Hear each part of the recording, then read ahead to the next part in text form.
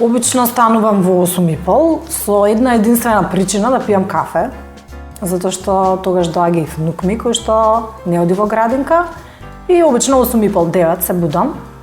Нормално не се будам вака, затоа одма тетка биберче мут и се плакне лицето со млака вода.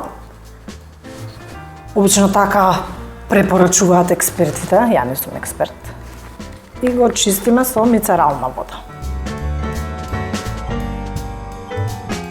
Без мицерална вода нема живот, мислам дека, затоа што ем освежува, ем чисти, ем го мириса. И мислам дека дури неколку пати во денот го правам исто ова. По чистењето со мицералната вода има нешто како bubble mask, како маска со балончиња, што би се превела. И ја чисти длабински кожата. Ова можеби не го правам секој ден, меѓутоа на 2 дена, еднаш.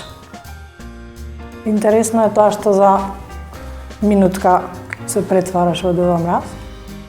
Чекаме малце да набаври. Од секојаш сум сакала да го направам. Откако ќе набаври ова, значи се плакне со млака вода.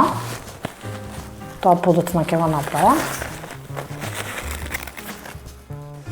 Сега сакам да покажам нешто кое што го правам еднаш неделно, а тоа е детокс маска со хранливи состојки. Значи обично на Т-зоната ја користам, за секој нели има различна кожа и секој си знае поубаво. Мислам дека повеќето маски вака што имаат боја представуваат малце и забава за девојките.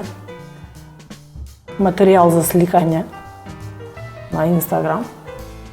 Ќе се исуши, ќе покаже откако не свети, нели се суши, како кори се прават. Значи, после 5 минути, откако се суши детокс маската од глина, се мие со млака вода и ете, си светна лицето.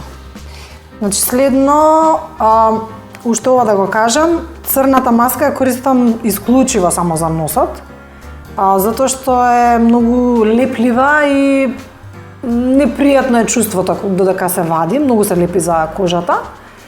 И за црнките народно што ги викаме, како се вика?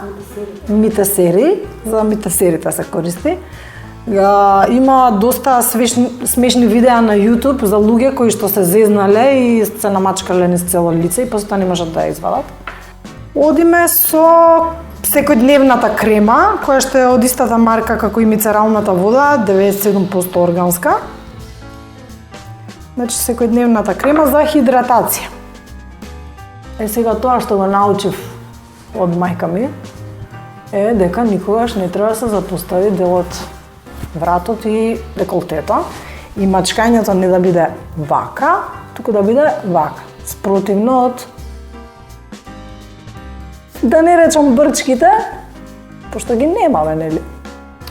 Тоа е се за дневната нега.